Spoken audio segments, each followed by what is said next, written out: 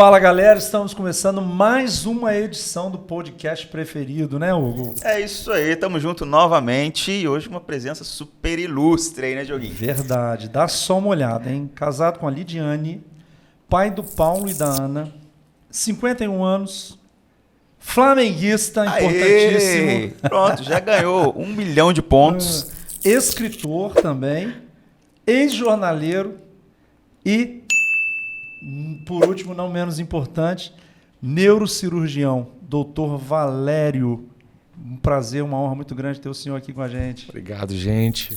Me deixa emocionado, assim, só de uma apresentação bacana dessa. Fico feliz. Ó, dizem que na vida temos que fazer 3 coisas. Sim, quais são? Escrever um livro, plantar uma árvore e ter um filho. Ele já escreveu um livro e já teve 2 filhos. Já plantou uma árvore, doutor E Valério? várias.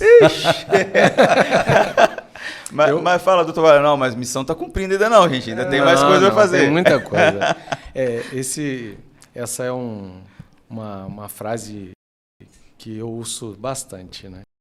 Sempre, porque, inclusive, foi uma frase que meu tio fala numa situação que a gente conta no livro, Perseverança, para quem ainda não conhece, né? A gente é autor desse livro, Perseverança, a escalada de um jornaleiro até a neurocirurgia, que conta a história que a gente viveu, né? E o capítulo 2 a gente entrega para o meu tio, né? E o meu tio disse isso um dia que foi duro, né? Um dia que a gente recebeu um golpe da vida, né?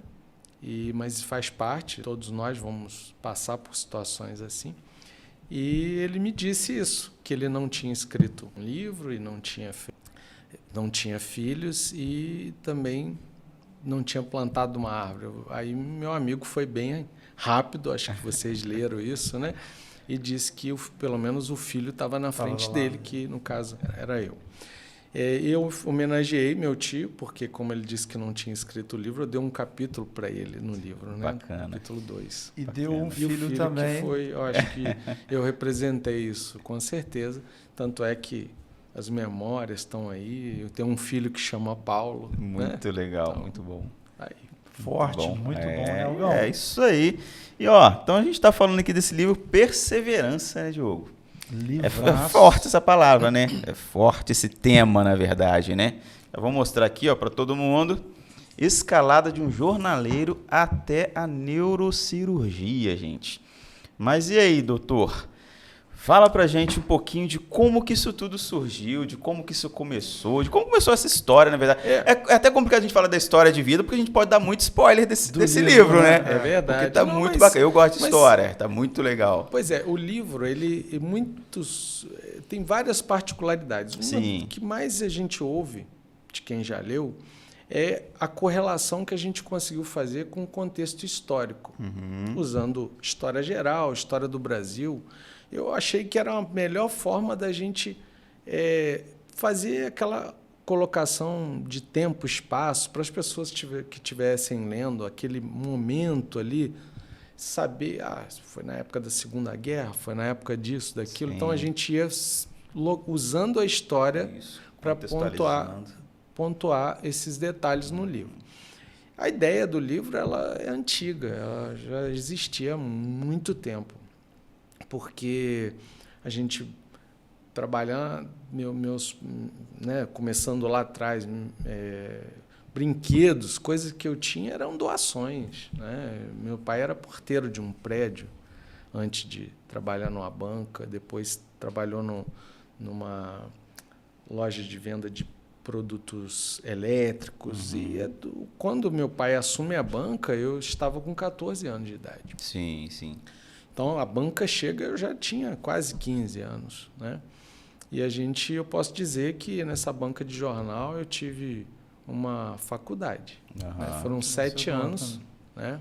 7 anos na banca, pouco mais até, e ali eu aprendi com a vida, né? A vida me ensinou tudo ali dentro. A faculdade me ensinou como ser médico, a residência me ensinou como ser neurocirurgião. Agora, a vida eu aprendi na banca de jornal. E essa parte interessante que... Vou te chamar de você, pode? Pô, por favor. Vou dar um peso assim, né? Por favor. Mas é interessante essa parte do livro, quando você fala da banca, você fala, né, que você aprendeu geopolítica, aprendeu matemática, aprendeu... Exatamente. Né, porque tudo eu fui citando as matérias que eu estava aprendendo lá, né?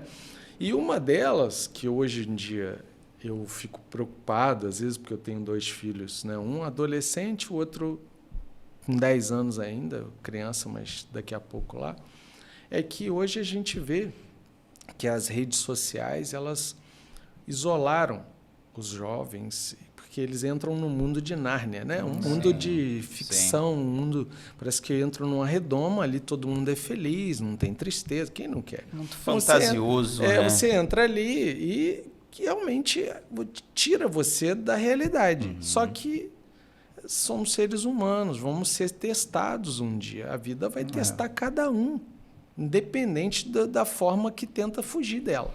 Sim. E a gente vê isso, né? Então, eu preocupando com isso, foi o que eu mais aprendi na banca. Foi lidar com as pessoas. Ser resiliente, né? Exatamente. Sim, porque lidar com o público não é fácil. Vocês sabem disso aqui. Com certeza. E a gente aprende ali, na marra, trabalhando, óbvio. Quando eu comecei a trabalhar com meus 14 anos. Hoje eu não podia trabalhar, né? Que senão o conselho tutelar ela prendia meus pais. Né? Mas naquela época a gente ajudava os pais e no início eu sentia vergonha. Que já tinha as paquerinhas ali, que elas vão achar de um jornaleiro. Mas pouco tempo, eu descrevo isso no livro, né? Diogo, um parênteses aqui, vamos rir um pouquinho? Quem desprezou o jornaleiro, hein? Hoje em dia. Aquelas menininhas lá que casado, muito bem casado, né? Mas a brincadeira vale. Quem desprezou aquele menino jornaleiro. Você tinha muito isso, você percebia isso? Nunca tive muito. Eu acho que eu também não dava nem muita atenção. Estava muito focado ali, né? Para isso. Mas existia. Assim, sempre existiu a discriminação. As pessoas, né, às vezes julgam as pessoas pelo que ela veste, pelo que ela a estampa que ela apresenta, e esquece que o que vale mesmo é o caráter da pessoa. O senhor conta no livro que o senhor veio, né, a base, o senhor já até acabou de citar aqui, a base do senhor foi uma base bem humilde, de fato, né? Muito humilde, e que, na verdade, a gente fala aí do jornaleiro, que a banca parece que meio que foi um divisor de águas, né? Sim, foi um emprego ali do seu pai, onde as coisas começaram a melhorar um pouquinho. Quando eu dei o título para esse livro, eu dei com muito orgulho. Muito orgulho de poder colocar que eu tive essa origem, né? E começar cedo a ter responsabilidade, né? Eu conto ali que 5 horas da manhã, por exemplo, eu atravessava aquela ponte dos Arcos ali de Barra Mansa com meu pai para a gente ir para a banca. E eu via muita gente vindo de boate, de coisa. Lógico que eu tinha vontade também, mas não podia. Tinha que trabalhar cedo. Mas não tinha essa opção, né? Não tinha. Mas aí tem uma frase, ó, dias difíceis fazem homens fortes. Forte homens demais. fortes fazem dias fáceis.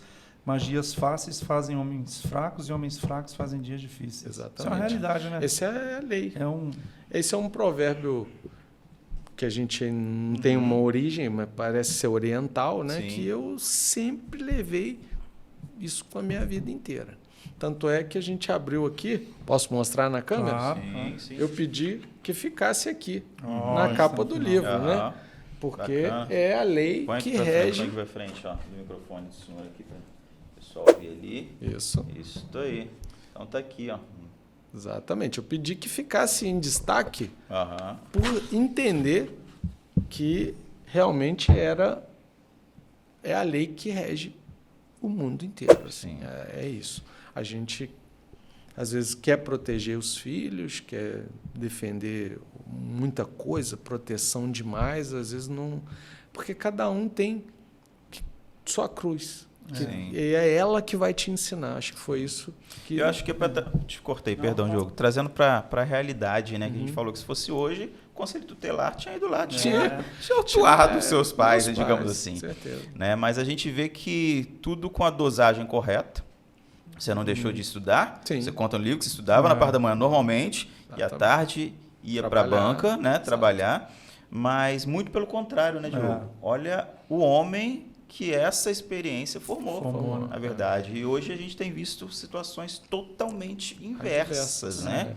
Por Essa quanto questão. mais você dá a facilidade, o indivíduo não é testado, ele não precisa... Muitas vezes não rompe, né? Não Rompe, consegue romper. exato. Sim. Agora, deixa eu te fazer uma pergunta. E como é que você lida isso com seus filhos? Porque você falou que tem um filho adolescente, um quase, né? Pré ali. Para não ser Então, duro demais, é. né? Porque tem os dois extremos, né?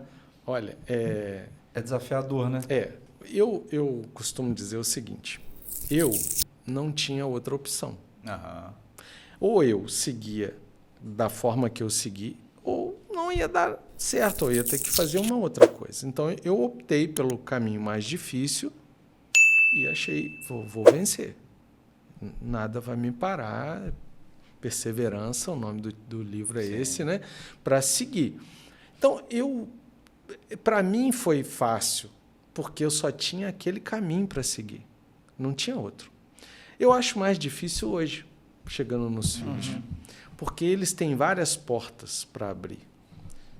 Então é muito complicado. Então eu conto com a minha esposa nisso, porque várias vezes eu sento com o pai dela e pergunto como é que ele fez, porque eu acho que foi mais difícil, porque assim eles tinham uma condição Sim. melhor e criar 2 filhos com a responsabilidade que eles têm. Aham. Eu Era uma vejo outra realidade. como que você lidou? Porque, para mim, eu só tinha uma porta para abrir. Eu podia ter a opção de não abrir nenhuma, mas eu quis aquela. Eu sabia que era difícil, mas era lá. Eles não, eles tinham portas várias para abrir, né? Aí eu vejo, hoje, a minha esposa, assim, ela é médica também, ela é pediatra, ela é neonatologista. Eu vejo ela cuidando dos bebês. Eu falo isso, acho que toda oportunidade que eu tenho. Não tem diferença do jeito que ela cuidava dos nossos filhos. É a mesma coisa. Bacana. Aquela responsabilidade, o amor que tem pelo trabalho. E foi uma das coisas que nos aproximou, sabe? Porque é muito difícil você ver isso, né? E ela tinha, desde que eu a conheci. E a gente vê que a criação dos filhos, eu conto muito com ela nisso, porque ela tem uma visão que equilibra com a minha, porque às vezes a gente acaba tendendo a ser mais rígido, mais duro, acho que tem que ser desse jeito, e não é bem assim. Hoje você tem que ter equilíbrio. Então, eu acho que está sendo, respondendo a sua pergunta aí, não é fácil, mas eu conto com ela, porque ela viveu uma outra situação realidade. e é ela que às vezes lida um pouquinho melhor com isso. Às vezes vem, puxa minha orelha. Mas isso daí é normal, não tem Normal, filho e a esposa puxa minha orelha Então também. não tem jeito. Ai. Muito bom. Você também acontece isso, Diogo? Não, eu sou muito obediente. Às vezes eu puxo a orelha da... Mas a mulher tem esse dom, né? A mulher tem mais sensibilidade que o homem, né? Muito. Muito mais, né? Não tem jeito. Mas, doutor Valério, e a sua hoje, a sua realidade, digamos assim, com os dias difíceis? Porque eles foram, a parte do livro que a gente lê, que eles foram bem intensos, né? Muito presentes ali na sua formação, hoje, na sua criação. Assim, eu acho que Deus foi tão bom que Ele me deu uma profissão que já é difícil. Sim. Né? Eu até falo num capítulo, não sei se vocês conseguiram ler todo, mas lá no final a gente fala da curva de aprendizagem, né? Então isso é para tudo, né? Na vida da gente, a gente aprende, vai quebrando a cabeça, quando vê a coisa que você quebrou lá atrás fica fácil agora. E na medicina, principalmente na área cirúrgica, isso eu falo de uma maneira geral, não só a neurocirurgia, mas as outras também, a curva de aprendizagem ela vai te facilitando. Então, cirurgias que eu fazia com muita dificuldade, talvez no início, hoje elas ficam mais fáceis, assim. Não é que é fácil, eu não sei se essa é a palavra, mas tecnicamente já não tem tanta desafio. Sim. Então, às vezes, eu vou para uma cirurgia que eu sei que eu vou ficar 9, 10 horas. Em uma cirurgia? Uma cirurgia.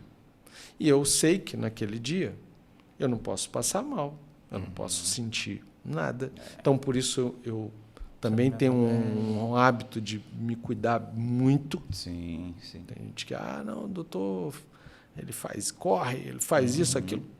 Me cuido por quê? Porque eu tenho essa responsabilidade. Então, os dias difíceis, né, eles são... Cada vez que eu vou para um consultório, eu pego situações difíceis a cada momento ali. Né? Se eu ia te perguntar, desculpa eu te interromper, mas assim, é só dificuldade que vai chegar. Ninguém chega lá, eu estou muito bem e vim aqui. Não vai. Se estiver muito bem, não vai, né, doutor? Então, normalmente. Eu tinha um professor que brincava, falava assim, o médico, ele é uma pessoa comum, ele tem os seus problemas também, mas é diferente. Quando você chegar na porta do seu consultório, deixe o seu saco de problema lá na porta e sobe. Depois você pega ele de volta e leva.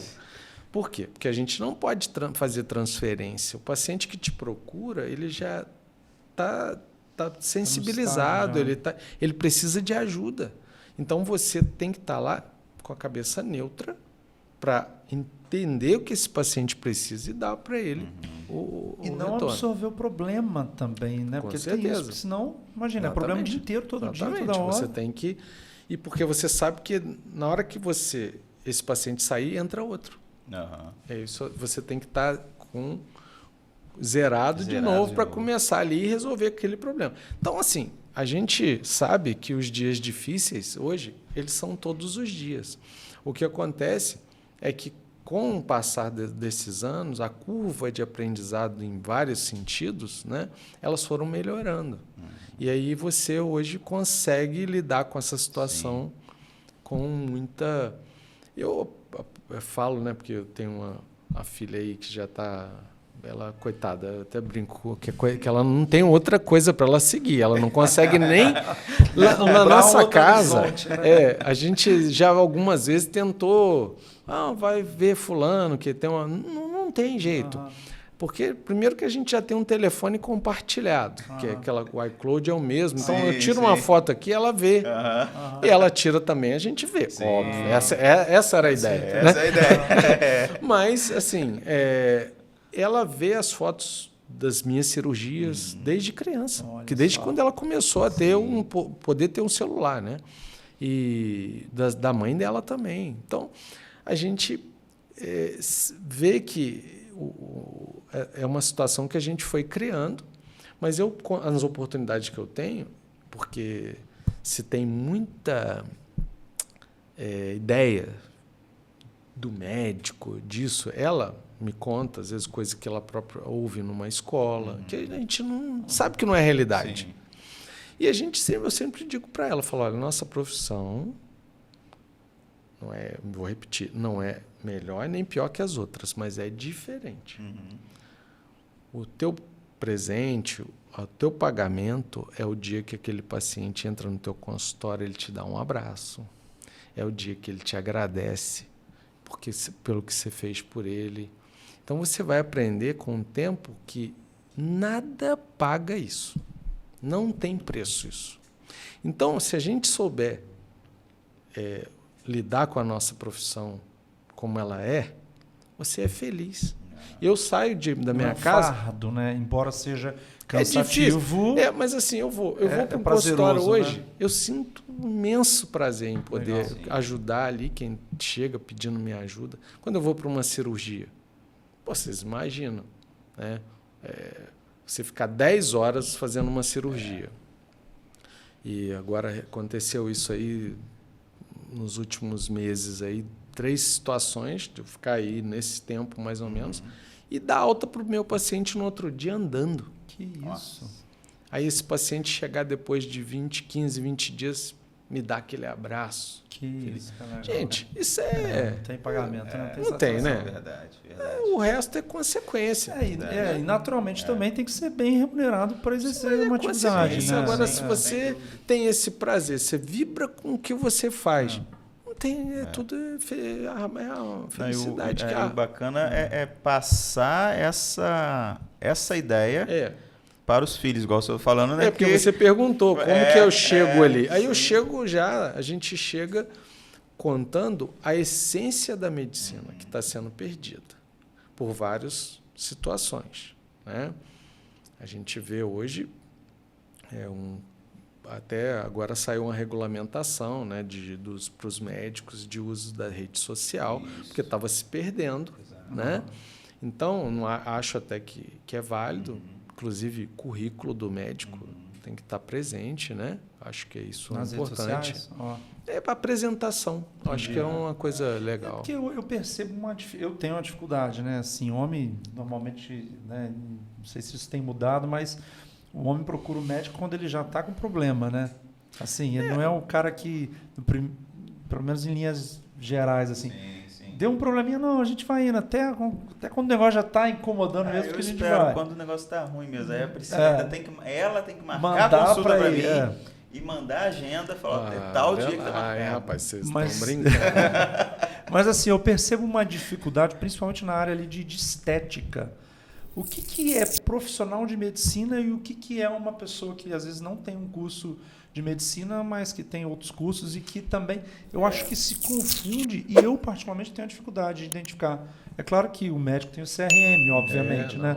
Tem mas nem especialistas todos dispõem, hoje para um cirurgião plástico ter uma clínica, né? Ele tem que ter o biomédico junto com ele, gente que vai trabalhar com os aparelhos, né?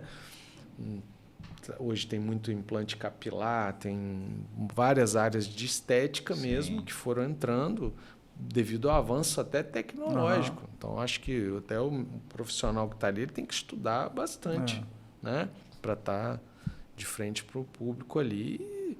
Mas eu costumo dizer, isso eu falo sempre que eu tenho oportunidade para outros profissionais que estão começando, eu falo, olha, a rede social é importante. Hoje ela veio para ficar, você tem que até participar, mas se você não tiver competência técnica, não tiver um diálogo com o teu paciente, uma relação legal médico-paciente, você vai ganhar uma consulta.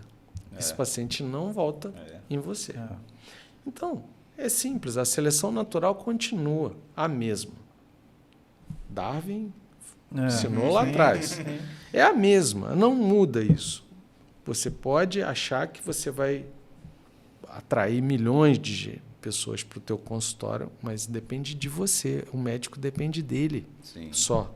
Não tem mais ninguém que pode fazer isso. E eu conheço uma boa forma da pessoa ter um bom trato com o paciente, etc. Essas questões todas que é só ser jornaleiro, gente, porque ele fala quanta coisa ele aprendeu lá na banca. Exatamente. E só a parte técnica que não, mas e demais... E é interessante essa seleção. Esse dia eu estava conversando com a minha mãe, e aí minha esposa, primeira filha, né, mãe de primeira viagem e tal, aí aqui ela vai em tal pediatra, aquilo e tal e tal. Minha mãe virou e falou assim, olha, tem o doutor tal, que cuidou de vocês. Olhou para mim e pro meu irmão. Eu falei, mãe, mas assim... Ela falou assim, não, vai lá. Aí minha esposa falou, poxa, mas será que ele se atualizou? Eu falei, mas tem a experiência. Mas aí eu achei interessante a referência. Cara, sei lá, 40 anos depois, ainda é a referência. Pois é. Né? O que ele construiu. Exato. Essa construção, ela leva tempo. Né? Assim, uma coisa interessante, não sei se vocês perceberam no livro, que o livro fala, né, da escalada de um jornaleiro até a neurocirurgia, e várias revistas são apresentadas durante o livro. Sim. Várias situações que envolviam revistas. Jornais, né? Meu tio tinha um jornal quando o homem pisou na Lua, em 69. Tá uma foto ali, pô. Eu coloquei uma foto. Que ele tinha um acervo, né? de várias coisas, revistas, livros, e ele brincava até, né? Que, né? Acho só você que vem aqui, que gosta de ler livros, fala, quando eu tirar meu time de campo, isso aí vai ser seu. Bom, o cara tirou o time de campo e a missão foi minha. Então, quando eu entro lá no meu ambiente, no meu escritório lá de estudo, tá lá vários livros dele, e aí eu falo, ó, tô tomando conta. Grande parte ali eu li. Hoje, o avanço até da leitura digital vem aumentando, né? Eu não sei como vai ser aquele acervo lá, mas eu estou cumprindo minha missão, né? De bom filho, né? Bom sobrinho, né? Que eu fui. Esse livro ele espalha revistas, tem várias histórias, né? Acho que a gente está aqui e vou contar algumas, né? Quando eu fui para o último ano de medicina, que eu tinha decidido que eu ia fazer neurocirurgia, eu tive uma conversa com meu tio logo no começo do ano. E falei, tio, decidi, eu vou ser neurocirurgião. E, por um acaso, ele assinava aquela revista Seleções. Seleções, nossa, ótimo. Ainda existe ainda, não existe? Tem. Existe. Aí ele recebeu uma revista e falava de um neurocirurgião infantil americano, o Epstein, muito famoso nos Estados Unidos, tem um centro de treinamento lá. E ele falou, eu recebi isso aqui, um médico operou um garoto, de repente vai ser útil para você. 2 meses depois, meu tio faleceu.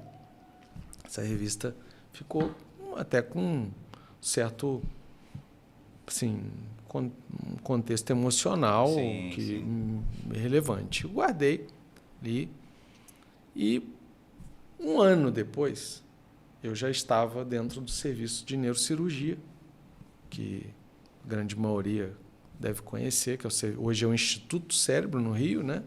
Mas na época era o serviço da Santa Casa, do professor Paulo Niemeyer, né? Foi onde eu tinha imaginado que eu ia fazer, eu já vou chegar lá.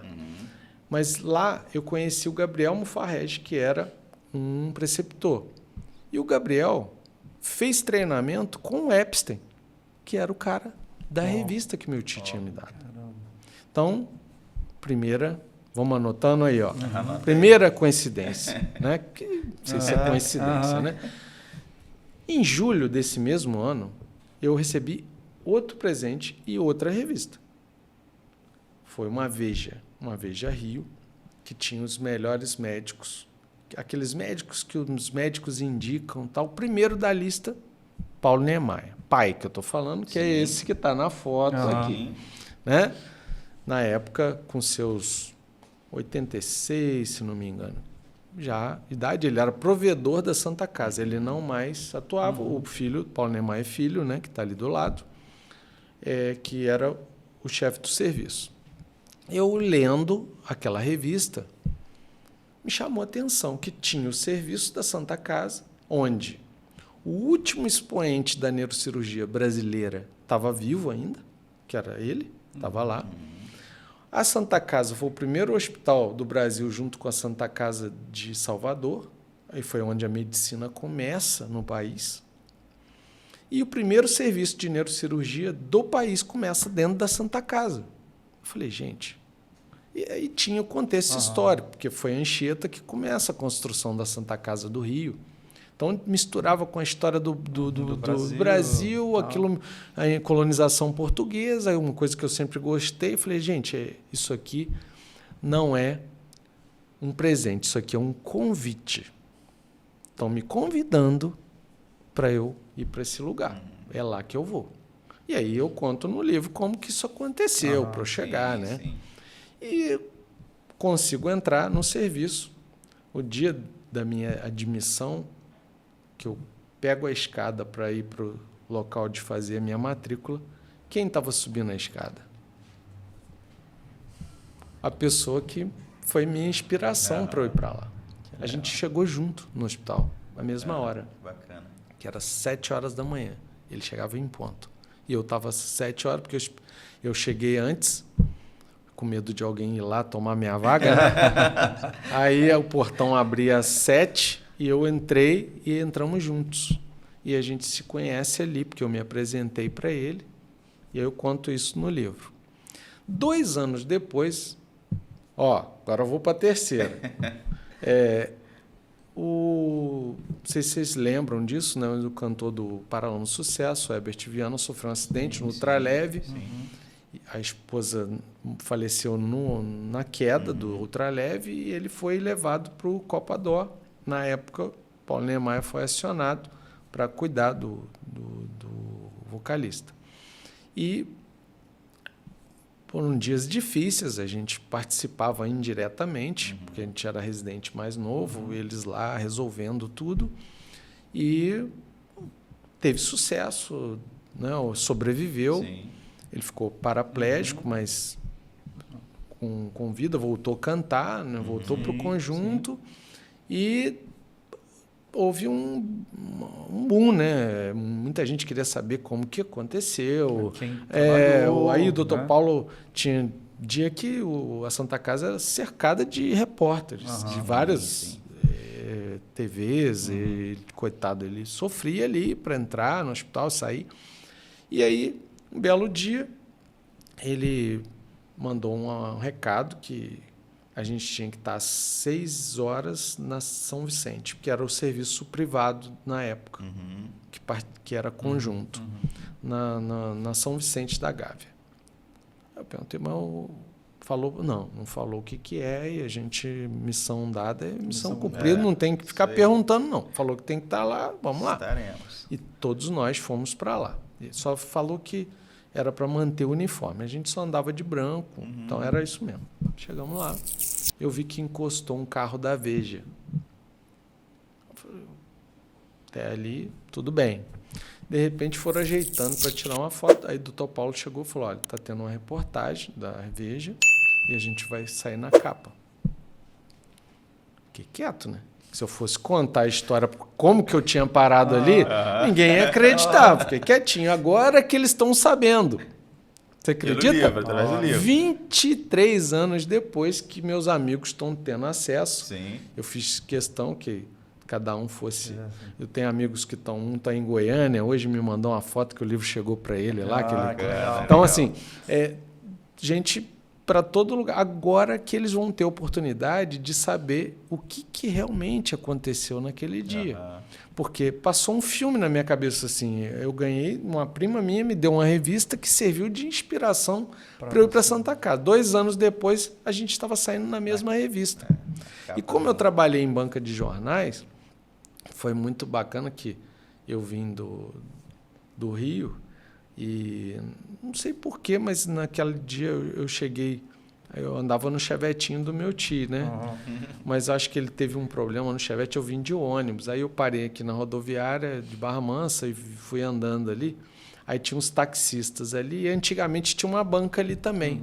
Eu não conseguia sair mais dali, porque todo mundo com a revista na mão, que era um jornaleiro lá, agora está na revista, né? Então, aquilo foi acontecer, né? Como uma coincidência, né? Vamos dizer assim, né? Não sei, né? Se é coincidência. Será mais uma delas?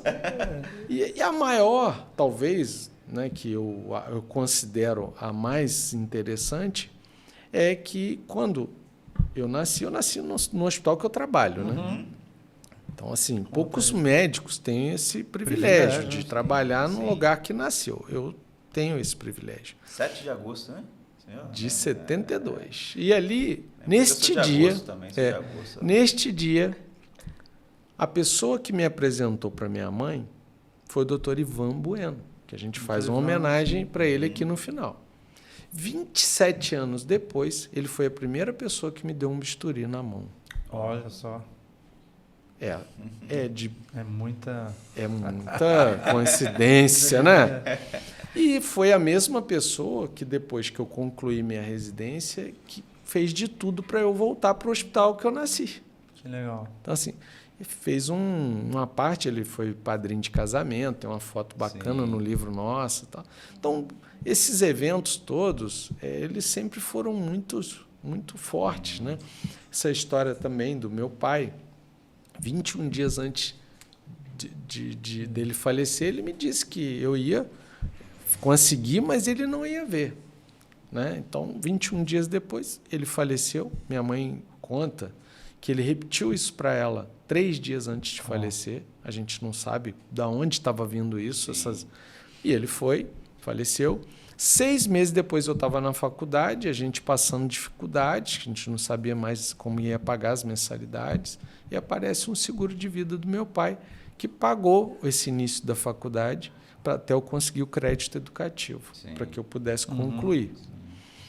Coincidência? Não sei. Eu acho que não. Havia um projeto e eu abri a porta certa. Mas Deus desenha isso para a gente. Né? E a gente tem que...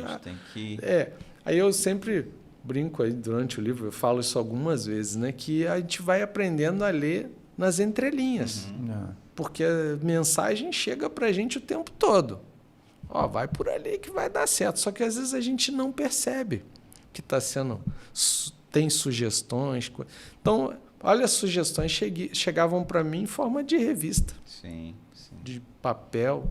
E eu olhava e às vezes a pessoa não tem a percepção, né? Aí eu olhava, obrigado, é lá mesmo. Vou lá. Então. E aquela questão de que realmente o mundo dá voltas, né? Dá. Então, Muitas a gente voltas, vê, né? Igual falando no médico que deu o primeiro bisturi anos atrás. Então, assim, a presença, né, recorrente, às vezes, de algumas coisas, algumas pessoas. Essa questão do mundo dar voltas também. Eu lembro de um caso que eu li, de uma situação até, uma parte ruim, triste, desagradável, né? Na banca, do pessoal que reclamando do posicionamento das bancas. Essa banca foi boa, né? Teve uma época que a banca rodou, cara. Ela ficou em várias posições, porque era um tal de reclamar. Até vou concluir com uma história que não está no livro. Né? Sim. E a gente tinha pessoas que moravam ali na rua, inclusive minha madrinha morava na rua, Rio Branco ali, para quem, né, talvez conheça Barra Mansa, tem uma rua de lazer, a banca de jornais era ali. E muitas pessoas que ali moravam tinham até conta na nossa banca, compravam ali.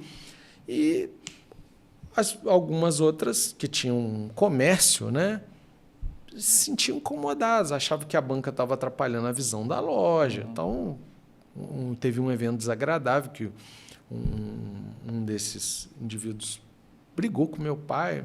Foi até uma coisa que eu aprendi com meu pai, né, que ele falou que não lembra nem o que o rapaz falou.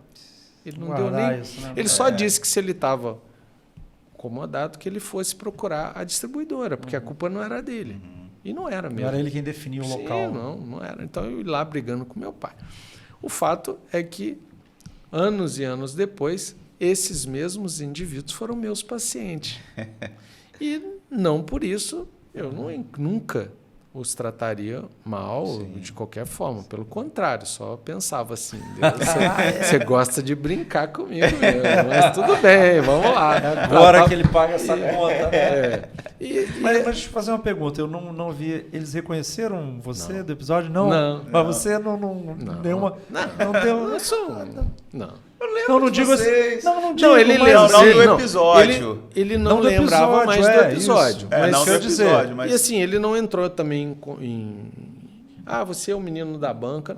Então, se falasse... Eu não quis falar nada nesse sentido para não trazer essa lembrança. Aquela situação ruim. Então, eu também não só conto, né, a história. Aí, agora há pouco tempo, né, uma das pessoas que tinha até conta na nossa banca, né, o filho dele morava lá e também pegava a revista com a gente ali. E ele sempre trabalhou na prefeitura. Então, algumas dessas reclamações passaram por ele. E ele foi um vizinho, depois de anos, ele mudou para a rua onde eu morava. Mas a gente nunca teve assim, como sentar para conversar, só um cumprimento. E quando esse livro saiu, né, no caso, ele foi atrás de mim, ele falou: Valério, eu vi isso que você contou. E assim, quando eu fui descrevo, eu tenho uma foto da rua de lazer, e é onde ele morou a vida toda. Aquilo fez com que ele sentisse que aquele livro tinha que ser lido e tal. Eu falei, não, vamos dar um jeito. Aí chegou na época da distribuição nas escolas, eu separei um para ele. Ele é a pessoa que mais indica esse livro em tudo quanto é lugar. Que legal. E ele lembrou da situação, até quem era e tal, e falou comigo, falou assim, poxa, inclusive a reclamação chegava para a gente só olhava e falava, não tem o que fazer, isso é da distribuidora, não tem nada com...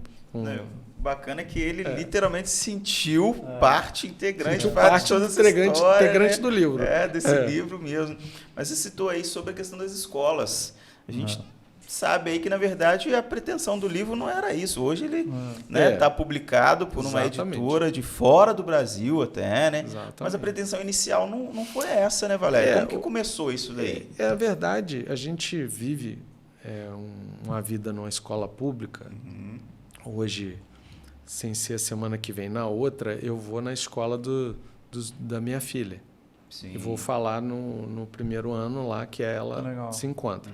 Ano passado eu fui nessa escola também e foi um evento muito bacana, porque foi um desafio para mim.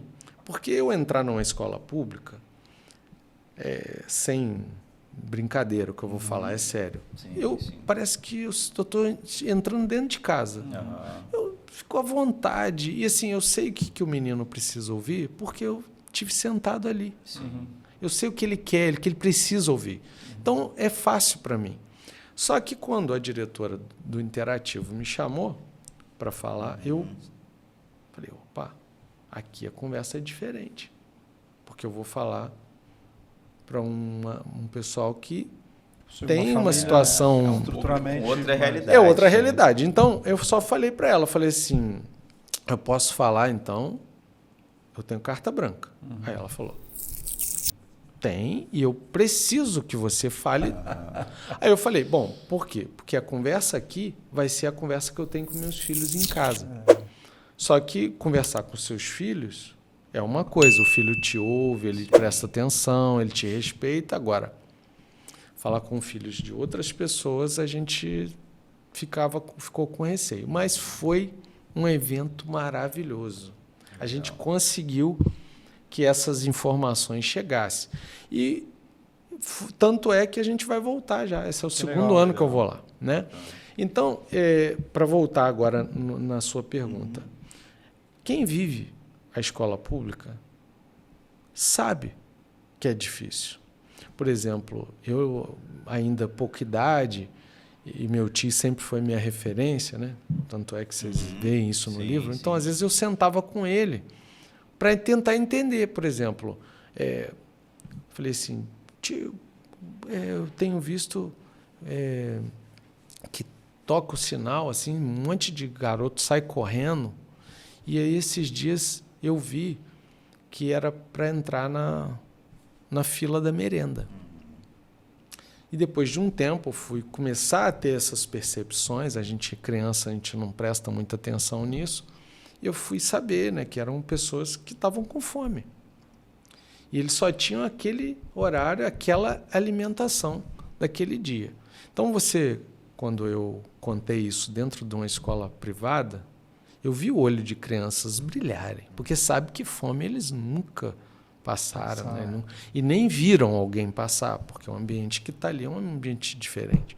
Mas dentro da escola pública você vê isso tudo. Tinha alunos que iam com a mesma roupa a semana toda, porque não tinha outra para pôr. Então, essas realidades a gente vai usando para pontuar quem você puder. Como eu fazia isso em casa, eu tive esse tipo de conversa dentro de uma escola para 200 alunos quase, e nós fomos muito felizes. Foi uma conversa muito agradável. Eles entenderam. Pelo menos a gente quebrou um pouquinho a redoma naquele dia. Para mostrar que a vida é difícil, ela é de uma realidade diferente, né? E tem gente ainda passando fome. Eu entrei agora na escola Barra Manso Vieira da Silva, e quando eu entrei, eu passei pela cozinha, cantina grande. Aí eu brinquei com meu amigo, né, que é o Xandão, não sei se vocês conhecem, que faz muito trabalho social, ele trabalha lá. Eu falei assim, Xandão, o primeiro lugar que a gente tem que cumprimentar são as cozinheiras. Aí ele falou, não, você está certo, inclusive já separei os livros para elas. Aí a gente foi lá, falou com todo mundo. Eu tenho uma foto até no Instagram de uma escola, que é um ambiente que não se imagina a responsabilidade, mas elas sabem, porque elas estão lá. Elas sabem que elas matam a fome de muitas crianças, porque não tem, quando chegar em casa não tem mais nada para comer. E isso é realidade ainda. Sim. Então, a gente tem que ter esse ponto e apresentar essa realidade para os nossos filhos, para filhos de amigos seus, e falar, tocar nesse assunto. Tem que apresentar. Você falou um ponto que é importante para os teus amigos, né? Porque Sim. a gente sabe que é uma profissão realmente que exige, é o que você falou, é diferente. Ela é diferente, né? E passa por um período também de... Né, certamente vocês, né, abrem mão de muita coisa. Sim, né? Com certeza. E eu acho que essa lição também ela é importante, né, para que você consiga manter... Eu vejo pela tua conversa, pelo próprio livro, que você tenta o tempo todo se manter, né, com foco de onde você veio, das suas origens, para que aquilo não te tire a sua essência, né? Não tire a sua essência. Você não tem ideia. É isso que você Porque é difícil, é difícil. Eu sei. Né? Você, até adiantando, você esteve na Bienal do Livro, seu livro em 13 países, você é um homem realizado, familiarmente falando, financeiramente falando, muito elogio. Como é que você faz para administrar isso? E é legal que você o tempo todo... Cara, eu vou lá cumprimentar a cozinheira. Isso me torna uma pessoa também... mas assim, eu tô até te apresentando por quê. Sim, porque exatamente eu isso. vivi. Exatamente isso. Eu vivi uma coisa que eu não esqueço mais. Sim. Eu sabia de um amigo, que era amigo de ir na minha casa, e que aquele menino, às vezes, quando eu ia, até me falava para minha mãe, né, que graças a Deus fome a gente nunca passou. As dificuldades foram grandes, mas isso não.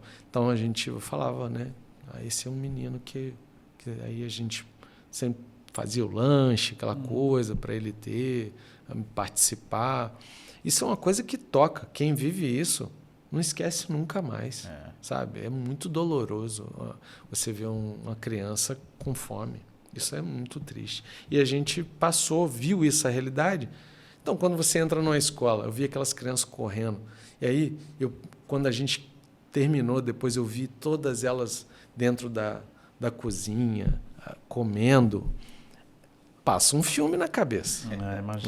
É um filme, porque eu vi aquilo. Aí, a gente hoje, como você falou agora, recente, agora eu fui na UBM. Sim. Fui convidado a participar do dia da Nacional do Preparador Físico. E eu tenho um amigo que foi convidado e ele queria que eu fosse para complementar a mesa lá e falar de neuroplasticidade. Aí eu já estava falando para um outro público, um público universitário. Então eu entrei num tema técnico,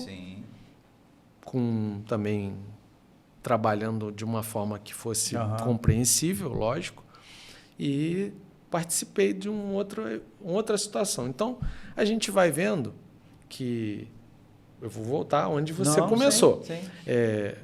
Quando eu comecei minha carreira solo em Barra Mansa, na neurocirurgia, né, que aí eu não tinha mais meus preceptores, não tinha mais... Eu que tinha que tomar minhas decisões. Tal. E a gente faz cursos em todo quanto é lugar. Né? Eu fui 2 anos seguidos para a Alemanha, que é um centro de neurocirurgia de respeito no mundo todo, assim como a neurocirurgia brasileira também é. E sentar com um neurocirurgião, talvez um dos mais renomados da Europa, na mesma mesa, com outros colegas de vários países, né? Desde melhores profissionais da área do mundo. no mundo ali, né? Coreanos, japoneses. Meu grupo era eu e um japonês e um chinês. Nossa Deus, falava Então, se a inglês. gente não falando inglês, porque Aí do japonês é o aí melhor, nenhum né? dos três falava inglês, então ficava bom, porque assim, a gente arrastava O gesto, para lá e para né? cá, Então, dava certo. A gente não se entendia por igual. Agora, voltando a tudo, né? A gente tem um ambiente de vida que foi construído em Barra Mansa, e até tem um momento ali que eu falo, né? Eu joguei futebol, então eu conheço muita gente eu entro na várzea, não sei se vocês conhecem, lá em Barra, tem um campo lá que eu jogava bola ali todo domingo. Eu entro lá,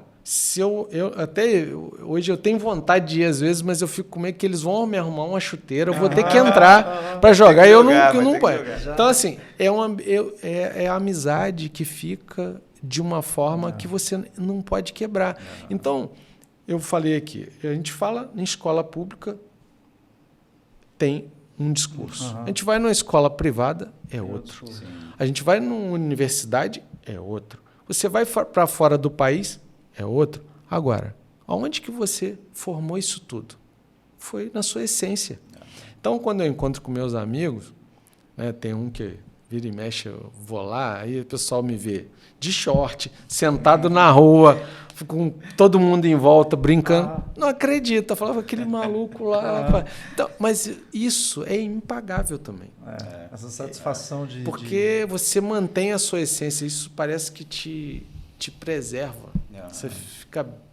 Você sai bem de novo. Pô, parece que você viajou no tempo, que você está com seus amigos.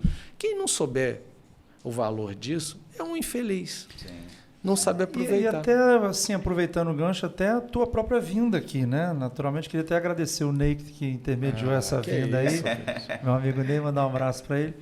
Mas assim, de sentar, não, vamos lá, bater um papo. Não conheço vocês, né? Não sei quem vocês são. Vamos lá. Mas vamos lá conversar. Acho que isso alguém acessível, né, Diogo? Isso. Acessível, acessível. Vocês vão perceber que vocês vão chegar ainda muito mais longe. Isso daqui é hoje uma das formas que a gente tem para melhorar aquilo que eu disse no início dessa conversa.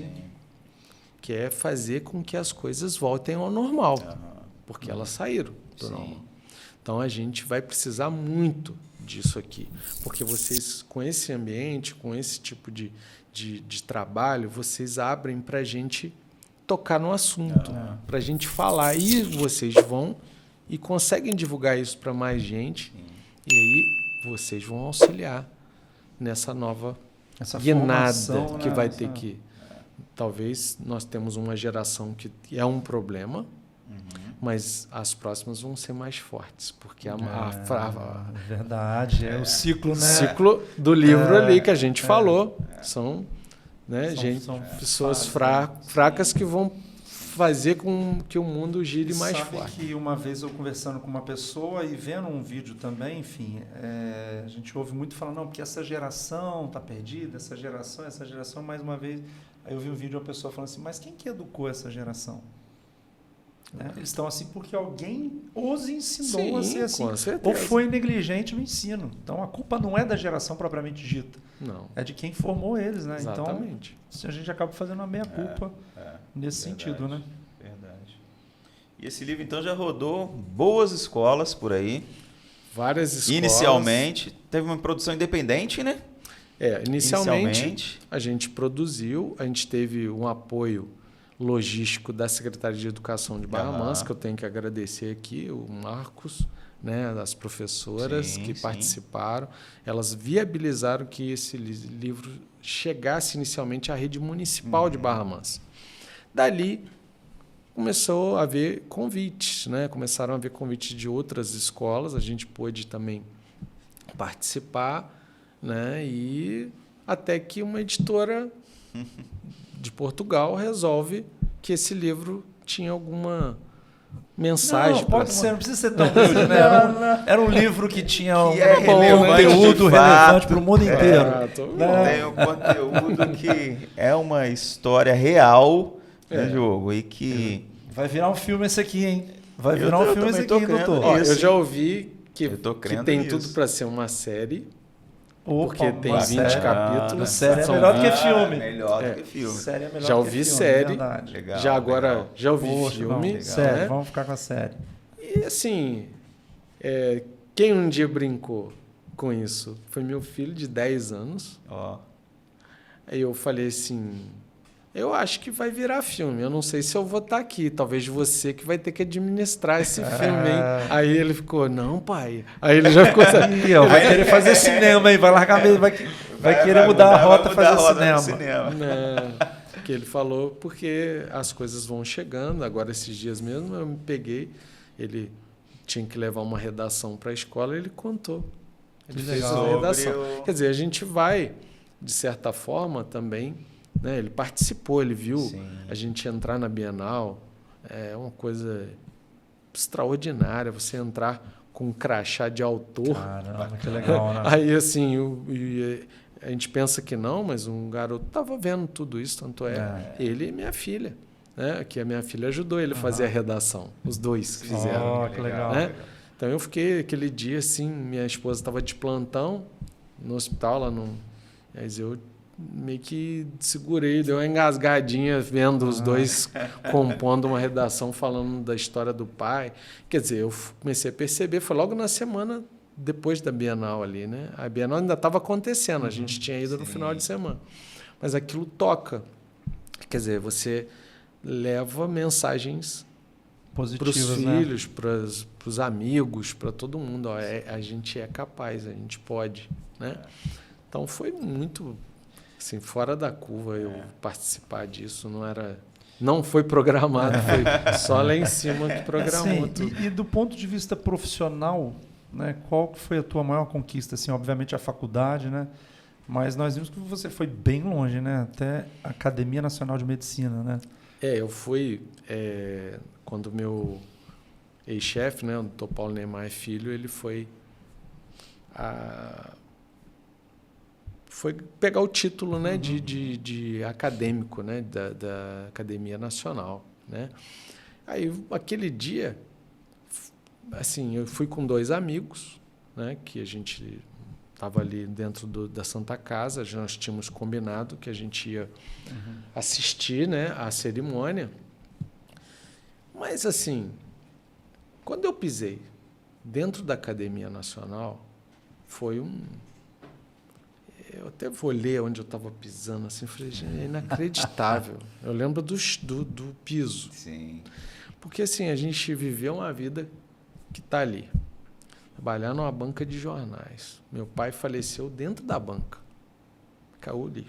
Faleceu aqui, nesse ambiente que ele está na foto. Sim. E esse ano fazem 30 anos da morte do meu pai. Dia 28 de agosto agora, fez 30 anos. E aí o livro girando o mundo com a foto do meu pai, 30 anos depois. Eu acho que a gente tem... 28 de agosto era o aniversário do meu pai. Faleceu no acidente de carro. Olha isso. 28 de agosto. Pois é, isso foi no meu pai, que ele caiu ali, naquele ambiente que está ali, na foto. E assim, vocês imaginam que eu ainda fiquei lá 6 meses na banca, né? Houveram várias propostas, inclusive do meu tio Paulo, que era vivo ainda. Quer tentar uma outra forma? Eu não quis mexer, porque eu já tinha o escopo toda a estrutura montada. Vocês já viram que quando coloca um monte de caixa assim, se você quiser tirar uma, a chance daquilo roer é gigantesca. Vai dar ruim. Então eu falei, não, vamos mexer, não. E meus tios me ajudaram muito nesse momento, né? Inclusive um dos tios estava desempregado, foi ele que ficou na banca, então foi bom para ele também, e a gente pôde concluir. 6 meses depois, eu estava dentro da Universidade de Medicina, na faculdade. Mas esses 6 meses, sentar todos os dias aonde meu pai caiu, não foi fácil. Então eu lembro disso. E aí, quando eu olho para a foto dessa capa do livro, me passa isso na cabeça, né? Eu falo assim, gente, 30 anos depois, eu com um livro, com a foto do meu pai, Rodando naquele lá, ambiente, toda a rodando o mundo história, inteiro, né? Aí a gente fica... são propósitos, né? A gente está cumprindo aí. E quais os próximos propósitos, além da série, né? A série, Tem alguma... Da série, além da Tem Netflix. olha... algum desejo ainda, né? Assim, de... eu acho que... Não, o que eu queria, assim, eu estou trabalhando, Aham. aí a gente sempre fala aí, falei com o Nedson, falando com vocês, a gente quer divulgar mais esse trabalho aí, porque contratualmente na editora lá, se a gente conseguir atingir uma meta de 2.000 livros, eles vão traduzir em espanhol e inglês. Olha... Bacana. Então, Quantos Legal, livros? legal. 2.000. É muito pouco para a gente não bater. Mas vamos lá, como é que faz para adquirir isso? Já Pode ser a vamos. compra online ou a física? Eu digo assim, por exemplo, eu comprei ela de forma online, né, para assistir, para ler pelo celular. Tem o online e o físico, né? Tá. Em todas as plataformas de vendas de livros. Como a própria Amazon, ela direciona também Sim. para outros sites. Por exemplo, Americanas.com, Magazine Ah, Luiza, Entendi. E essas 2.000 Carrefour. é indiferente. Se for de um... Não, pro modo online ou se Não, for a pessoa comprar o porque físico. quem fornece é a editora. Aham. Então ela contabiliza, Entendi. independente de onde está saindo. A contabilidade vai ocorrendo dentro da editora. Entendi. E se a gente conseguir isso, vai ser bacana, porque a gente vai conseguir chegar em outros países ainda, e eu acho que essa é uma história que é de motivação. Eu acho Com que certeza. se a gente está aqui falando que o mundo girou, o pêndulo do relógio foi para um lado, a gente tem que fazer força agora para ele voltar para cá. Eu acho que esse é um dos trabalhos, assim como o de vocês aqui, que divulgam aqui a gente isso. fala sobre histórias inspiradoras. Sim, que é isso o nosso propósito, Nosso né? propósito é trazer histórias inspiradoras, mostrar para as pessoas que Exatamente. é possível romper, é possível crescer, é possível. possível evoluir, É é possível mudar a situação. E é justamente contando histórias, né? Assim como a sua, que a gente faz a nossa parte do lado de cá, Isso aí, né? de divulgar. Mas Contar quando eu estudava histórias inspiradoras. na escola, no municipal em Barra Mansa, uma escola pública, né, do município, eu não tinha um ambiente na minha casa que eu podia estudar, assim, sentar. Sim. Então, todos os dias eu pegava meus caderninhos ali e ia para o Sesc, que não sei se vocês sabem, não sei se ali o primeiro andar foi uma biblioteca municipal durante muito tempo ali. E aí a gente podia ir na biblioteca. E eu ia para lá, que era um ambiente que eu tinha de silêncio, um ambiente que eu tinha acesso a livros. Sim. E na nossa época, a gente buscava a informação aonde ela estava. Então, onde você tinha que ir nas bibliotecas, aí juntava aquele monte de livro, tirando, às vezes tinha que tirar cópia, aí ia lá, xerocar. Tá, hoje, o cara dá um clique na Wikipedia, ele tem tudo. Sim. Então, eu brinco que naquela época a gente queria e não tinha. Agora eles têm e não querem. Então, a gente tem que trabalhar para a coisa mudar, vamos querer mais, né? E assim, até uma conversa que a gente teve. A humanidade precisa de mais um podcast? Tem um monte já. Mas às vezes a gente tem dificuldade de achar, às vezes, um conteúdo que você olha e fala, poxa, posso mandar para o meu filho, para minha filha. Exatamente. Né? Às vezes o palavreado não é legal, ou às vezes o conteúdo é superficial. A gente chegou à conclusão de que acho que tem espaço para todo mundo. Tem, Né? tem, com E certeza. a internet está aí para provar isso. Mas eu queria, inclusive, divulgar o perfil do livro no Instagram, que é Livro Perseveranca, né? Sem esse cedilho aí. Sim. Livro Perseveranca, você pode encontrar lá e, naturalmente, você E digitar tem no o meu, Google, né? Que né? é E o o teu, Dr. que é Valério o Braga. Doutor _ Valério Braga. DR _ Valério né? Braga. É que nesse eu fico mais solto, né? Aham. No outro eu falo Foca mais só no do livro, livro, né? né? Sim, Dos sim. trabalhos, das coisas que a gente vem fazendo. Inclusive tem várias fotos lá das escolas que a gente visita, né? Então é um trabalho que a gente vem montando, né? Devagarzinho. E vocês são os divulgadores. Com certeza.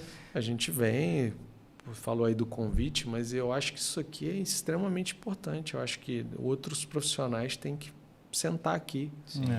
E a gente aqui mostra quem a gente realmente é. Né? É isso. Porque não tem como fugir. Que perguntou, responde. E a vida corrida, né? Às vezes a gente não tem a oportunidade de ter uma conversa, né, sobre a vida, sobre a história. Por exemplo, uma das perguntas que mais assim, já aconteceu é se eu escrevi o livro todo. Né? Porque hoje existem ghostwriters. Sim, né? Exato. O cara, Exato. traduzindo, né, é o escritor fantasma. É o cara que escreve para o outro pegar os bônus. Aí paga ele e tal. E não existiu ghostwriters aqui. Nem biografia não autorizada, né? Até porque aqui é uma história real. Sim. E ninguém podia contar essa história que não fosse eu mesmo. Né, eu já ia comentar justamente isso, porque a riqueza de detalhes que a gente vê, eu falei isso não tem como alguém de fora ter escrito, né? Você percebe que foi alguém que se preocupou com os detalhes, de fato, que é né? muito diálogos, tem muito diálogo, exato, a conversa, então era exato. coisa que ocorriam, né? Exato. E aí a gente foi reproduzindo essas conversas que eram bacanas. Falando em diálogo, Diogo, acho que pra gente finalizar, Diogo, porque ó, a gente já... Não vai ter cirurgia para amanhã, não. 10 horas lá vai falar... Daqui a pouco ele vai falar, gente, vou dormir na cirurgia, porque esse camarada lá não parava de me falar. Mas eu li também sobre um diálogo que também é uma experiência. Acho que talvez a gente finalizar, podia contar a história do boneco. Esse boneco demorou 40 anos para ser adquirido. Como é que é isso daí? Não, vamos começar na maleta. Vamos lá. Isso. Vamos então na maleta. A maleta é o seguinte, né? Minha primeira maleta de médico, ela tem exatamente 48 anos. Sim. Mas como que pode isso? Pô, você tinha 3 anos de idade? Tinha 3 anos. Que a gente tinha muita... Não sei se vocês conheceram, Barra Mansa, tinha uma loja que vendia brinquedos. Chamava Vai. Era na rua do hospital que eu trabalho. Essa aqui, não é? Isso. Tá aí a foto. Tá aí a foto aí, ó. E aí o que acontece? Vocês já viram essas lojinhas que vende franguinho, que fica rodando ali na vitrine? Sempre tem um cachorrinho que fica ali olhando aquela vitrine. Chama né? de Assim. televisão de cachorro. Pois é, a gente ia para a porta do Vai e ficava igualzinho aqueles cachorrinhos. Ficava olhando os brinquedos. Não podia comprar, mas olhar podia na vitrine, então a gente ficava lá. Então era muito difícil entrar ali. Primeiro que tinha as coisas muito caras, a gente não tinha condições e tal. Então, uma das raríssimas vezes, né, que eu pude passar ali com a minha mãe, ela falou assim, meu filho, a gente vai entrar aqui, hoje eu vou te dar um presentinho, mas não pode ser nada caro, não tem dinheiro. Minha mãe sempre jogou muito aberto, isso é uma coisa muito bacana. Nunca precisou mentir, isso, né? sabe? Falar que, não, inventar, não. Falar, a gente não tem e ponto. O famoso, na volta a gente compra, que essa volta que nunca tem. Exato. E aí o que aconteceu? Eu entrei ali, ela contando, né, que eu fui direto na cartelinha, ela deu graças a Deus, que era uma das coisas mais baratas que tinha, era essa maletinha aí, que vinha numa cartela, você tinha que tirar, destacar e depois colocar dentro. E chegando em casa, eu pedi que ela colocasse meu nome, inclusive tem o meu nome escrito ali naquele papelzinho, foi minha mãe, a letra dela, que coloca meu nome de Dr. Valério Marcelino Braga, isso aos 3 anos de idade. Nossa. E aí eu guardei, o motivo eu não sei, inclusive tem aqueles utensílios ali dentro, né, o estetoscópio, tudo bonitinho lá, guardadinho. E isso foi uma coisa assim excepcional, você ter esse material para mostrar ainda, colocar uma foto no livro, é bem difícil, né? Assim, alguém conseguir tal feito, né? Mínimo curioso. Tem 51 anos já, cara. Esse daí tem 48, né? Então, isso é um primeiro ponto. Passaram-se alguns anos, como havia já uma maleta de médico, eu me deparei na vitrine de cãozinho lá, um dia, com uma maquete que tinha o corpo humano, parte era de vidro, uma parte mostrava os músculos, as artérias, vezes, e aquilo me encantou de um jeito que me passava assim, chegava a sonhar com aquilo, que quando eu tiver meu consultório, aquilo vai ficar assim, imaginando. E aí eu já era um pouquinho mais velho ali, né? E eu pedi para minha mãe. Minha mãe falou que ia ver, se podia, foi lá. E era muito caro. Não podia, e a gente não discutia. Ó, a mãe não pode comprar, é muito caro e tal. E não havia discussão mais. Só que o destino, ele brinca com a gente às vezes, né? Então, muitos anos depois, né, eu já em 2015, fazendo um curso preparatório para cirurgias de coluna, eu fui para os Estados Unidos, estava em Miami, fiz um curso lá, fiquei uma semana, se não me engano. E aí, na volta, eu cheguei no aeroporto, eu sempre levo um brinquedinho para eles, mas para os meus filhos, mas eu gosto de comprar algo produtivo, um livro, um negócio. Aí eu entrei na livraria. Quando eu entrei na livraria, eu deparei com um boneco. Olha só. Boneco, vamos pôr aí, eu já com 40, né? E a história tinha 5, então 35 anos depois eu me deparo com o mesmo boneco. Eu falei, vou levar, né? Já fui lá, peguei o boneco, junto com o que tinha que levar. Eu levei 3 presentes, né? Um para os 2 filhos e um para mim. Aí cheguei em casa, a primeira que eu fui brincar foi com a minha mãe, né? Eu mostrei, falei, a senhora não me deu, mas ela assustou, ela falou, nossa, sabia que você queria, mas que não sabia que era tanto. Olha só. Então, é uma história, né, bacana, e às vezes chega a ser engraçada, mas real, né? Aconteceu e eu tenho lá, tenho a foto aí do boneco também. Mas é bacana, Muito né? E legal. é algo inspirador também, né, Diogo? Porque legal. essa é a nossa realidade, É a né, realidade. né, doutor Valério? Porque a gente não necessariamente a gente vai ter tudo que a gente quer na hora que a gente quer, Exatamente. né? Mas E com o esse é o passar problema, do tempo, com a construção... Esse que é o problema. As pessoas Mas hoje com a estão construção nossa do Eu dia a vou- dia, da nossa vida, vou a gente consegue adquirir... Te falar uma coisa em relação a isso que você acabou de dizer. Sim, sim.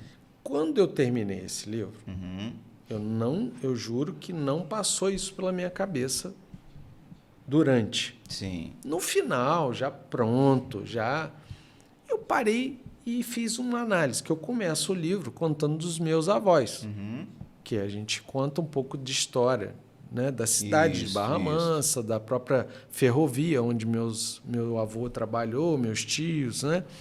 Então eu contando, aproveitando o contexto da imigração mineira, né, que veio para o estado do Rio, meus pais, minha mãe veio desta forma, meus tios também, e eu fui analisar que meu avô nasceu em 1899 e eu me formei em 1999. Então foram exatamente 100 anos para alguém virar um ciclo na família, que eu fui o primeiro com um diploma universitário. Então eu vejo isso, analisando um século para que a coisa acontecesse, as pessoas querendo transformar isso em dias, horas. Né? É muita pressa, né? Que é tudo... E é difícil, porque se uma situação dessa leva 100 anos para uma família trabalhando honestamente, conseguir fazer isso, essa virada, né? Hoje eu não consigo ver ninguém fazer uma construção Sólida, né? sólida com pouco tempo. Muito difícil. Pode acontecer. Sim. Né? A gente Apesar tem, de toda a tecnologia, mas é tempo, muito né? difícil. Muito difícil. São casos muito fora da curva, né? Exatamente. E esse imediatismo que tá domina essa gerando, geração está sendo muito complicado. E aí eu o que acho, por causa acontece? disso, Isso né? cobra o indivíduo se cobra, mas ele não tem como quebrar uma situação que é Processo, né? processo Não tem como fugir do natural. processo. Você não consegue quebrar isso. É natural. É uma via que não tem outra forma de ser diferente. Mas as pessoas querem, porque querem virar isso rápido. Tem que transformar esse imediatismo que você acabou de falar. O que a gente mais vê hoje são pessoas procurando auxílio médico com depressão, ansiedade, síndrome do pânico. Talvez hoje a medicação que mais se utiliza são ansiolíticos, são psicotrópicos, são antidepressivos. Então, por quê? Porque as pessoas querem quebrar um ciclo natural acelerado. E não é impossível acelerar o tempo, né? O tempo ele segue o curso natural dele. Forte. Muito bom, muito bom. Em breve, todas as plataformas, eu já quero anunciar aqui a série Perseverança, a escalada do jornaleiro até a neurocirurgia. Ó, nas melhores plataformas, e se não Só tiver... nas melhores. Muito bom, cara. Excelente, inspirador. Eu ouço história assim, eu saio assim, caramba, eu vou ser presidente do Brasil. Não, presidente do Brasil não. Não. Mexer com isso não, o negócio tá difícil. Mas é muito inspirador mesmo. Parabéns pela história. Obrigado. Fico E feliz por por você. compartilhar a história. Né? Porque tem gente que vence, mas não compartilha os desafios. Só compartilha a vitória, né? Agora posso concluir com o que eu mais quero. Com certeza. Vou falar para lá. Exato. O que mais eu queria, como objetivo desse livro, é que daqui 20, 30 anos, se eu puder estar aqui ainda, um garoto desse que leu o livro possa bater nas minhas costas e dizer: doutor, eu fiz isso porque eu li esse livro. Então, se isso acontecer, acabou, porque todo esse processo é que se eu conseguir atingir eu estou satisfeito. Valeu a pena. Muito bom. Então, a minha ideia é um projeto para que uma pessoa possa, daqui a alguns anos, fazer o mesmo projeto que eu estou fazendo. Que isso vire uma semente, consiga ser um ciclo. É o que eu falo nas escolas. Eu falo, ó, quem de vocês vai estar aqui daqui 20 anos fazendo... para gerar um ciclo. Né? Porque a gente não é eterno, a gente constrói um legado, e esse legado tem que, se ele puder seguir, é a sua missão aqui na Terra. Né? Costumo dizer também nas escolas que muita gente fica preocupada assim, se deu certo financeiramente, se você conseguiu ganhar dinheiro. A gente vê, a criança ele tem muito sonho, né? Nesse sentido, né? Muita coisa que ele quer. A gente entende por quê? Porque a gente já passou por aquilo ali. Só que eu costumo dizer para eles que o maior cofre que existe é esse aqui. Quanto mais conhecimento tiver, mais rico você vai ser. Ninguém te passa para trás. Você vai conseguir tudo que você quer. Mas tem que ter conhecimento. Então, quanto mais conhecimento tiver, você vai mais distante, mais longe. Tomar decisões mais assertivas. As decisões são assertivas. Tudo você vai conseguindo. Então, aonde que está o segredo da riqueza? É o conhecimento. Então, quanto mais conhecimento tiver, mais rico você vai ser. E aí isso se transforma em outras coisas, porque você cria outras coisas com inteligência, com conhecimento. E quanto mais você puder passar essa informação para frente, aí mais riqueza mesmo que você vai ter. Né? Assim. Excelente. E aquele bate-bola, maneiro? Aquele bate-bola, Esse é bom. rapaz, eu tô tão vidrado aqui com a história. Eu sou fã desse tipo de história. Muito gente, bom. Inspirado. Bate-bola, vamos de bate-bola então. Então vamos. Cadê? Vamos, achei aqui, Diogo. Vamos lá, respostas curtas então. Então vamos. Tá? Uma palavrinha, uma frase, bem curtinho. Nosso bate-bola. Primeiro, Deus. Deus é a essência, é o universo. Muita gente me pergunta, eu já falo demais, né? Era ser rápido. Vai lá. Não, porque quando eu entro para uma cirurgia, eu gosto de fazer minha escovação isoladamente. Naquele momento ali, eu chamo bastante gente para trabalhar comigo. E eu entro para a cirurgia. Eu acredito que nós somos a essência, nós somos a representatividade de Deus aqui na Terra. É isso. Família. Família é tudo. Eu vivo hoje, faço tudo que eu faço pela minha família. Hobby. Hobby, eu não sei se já chegou aqui, né? Eu faço triatlo há 10 anos. É mesmo? Olha só. Quando a gente for falar com o atleta, então a gente já pode chamar ele de novo. Nossa, Eu já fiz 13 Ironmans. Isso mesmo? E 2 desses foram o Iron Full, né? Que é o completo, lá em Florianópolis. Caramba. Isso aí eu comecei a fazer quando eu completei meus 40 anos, porque eu comecei a ter problema de saúde. Meu trabalho começou a me consumir.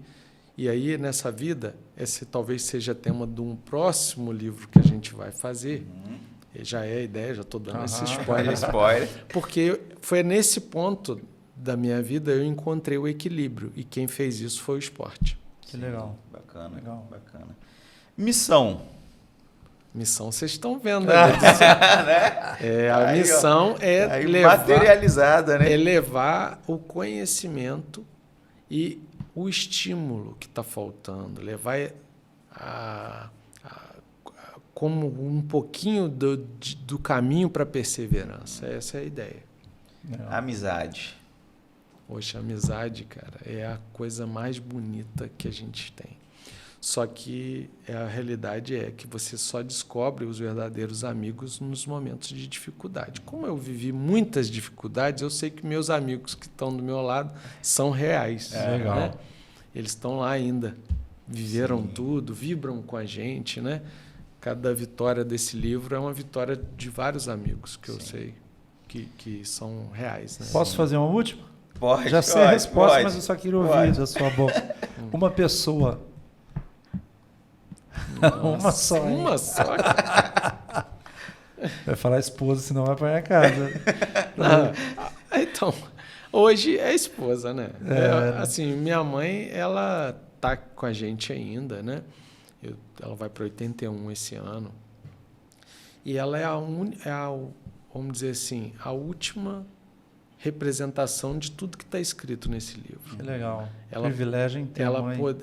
Eu falo para ela, graças a Deus, mãe, que a senhora está aqui ainda, porque quem lê isso aí vai falar que é mentira, né? Mas a senhora pode ainda comprovar. Vou gravar um vídeo dela, hein? Vamos gravar um vídeo dela falando. Tá aí para comprovar. Não Então eu dividi um pouquinho com a minha mãe no final. Bom. Doutor, eu Uma pessoa virou duas. Verdade. Não, saí bem, não saí? Doutor, eu queria agradecer imensamente. Não finalizei ainda, mas vou finalizar, porque é uma leitura leve, gostosa de ler também, inspiradora, é uma lição de vida em muitos aspectos, né? Eu fico muito feliz por isso. E agradecemos a tua contribuição, né? A tua vinda aqui. Eu que agradeço. Que a gente consegue atribuir, né, Olga? Pedir a Deus que continue abençoando você, sua casa, seus caminhos, que você continue nessa missão nobre, né? Exato. E eu acho que vocês estão aqui, estão participando desse projeto também. Bacana. Eu fico feliz. Bacana. Eu também sou grato, doutor, mas só que esse menino fala tão bonito que ele já falou tudo. Então vamos fazer aquela frase. Faço das palavras do Diogo as minhas palavras. Amém. Muito obrigado, gente. Muitíssimo obrigado. Tá? Foi muito bom mesmo conversar com o senhor.